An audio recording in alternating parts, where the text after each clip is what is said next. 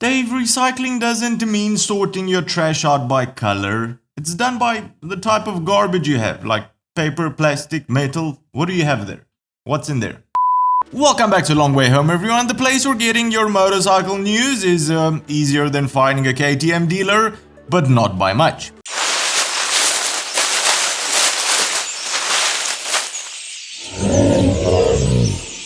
Happy New Year to you all! Welcome to 2021.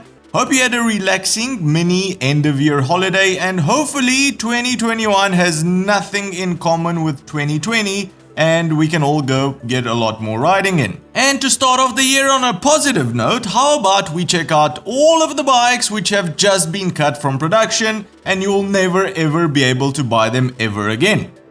What? How is this positive, Dave? Are you serious? Is this what you wrote? Is this how you want to start the year, Dave?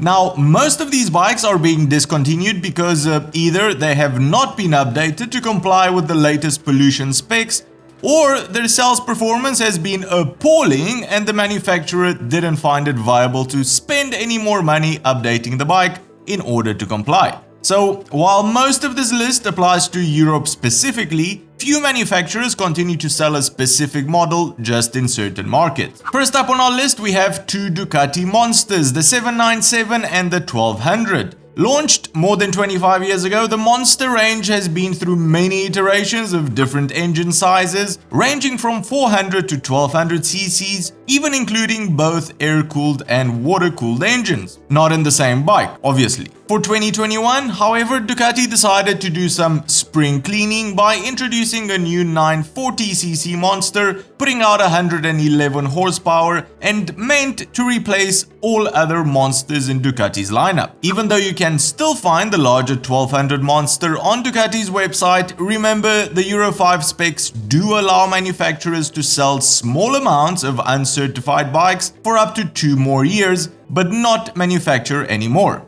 Once they're gone, so if you really wanted a 1200 Ducati Monster, now is the time to get one. Next up, we have the Yamaha 1200 Super Tenere. Yamaha has a lot of discontinued bikes on this list, but the Super Tenere is the most surprising.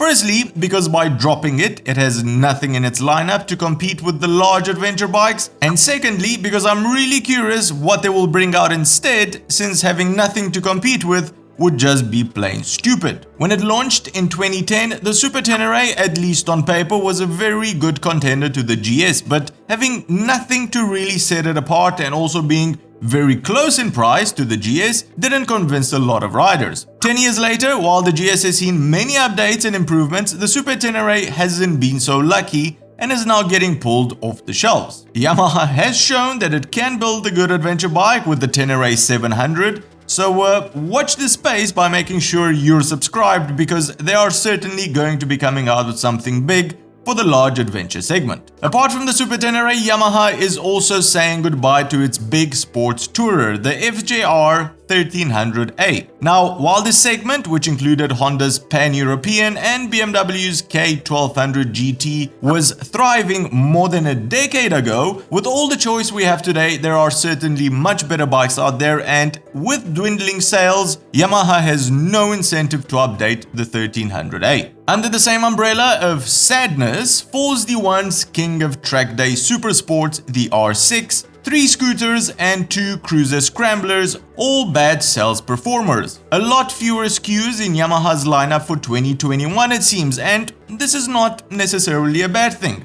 Getting rid of bikes nobody really wants and actually coming up with new, updated, fun-to-ride motorcycles. I am keeping my eyes on you, Yamaha. Honda is also saying goodbye to 5 of its models, and the saddest ones to see leaving are the V4s, because who doesn't like a V4 in their motorcycle? A lot of you, it seems, because the VFR 800F, the Interceptor, the VFR 800X, the Cross Runner, and the VFR 1200X, the Cross Tourer, are getting the guillotine which is definitely weird in a world where the sports touring segment is becoming more and more popular. BMW's S1000 XR, same segment, also 4 cylinders, was one of the most fun long distance bikes I got to ride last year, and I see more and more people interested in 4-cylinder touring bikes nowadays.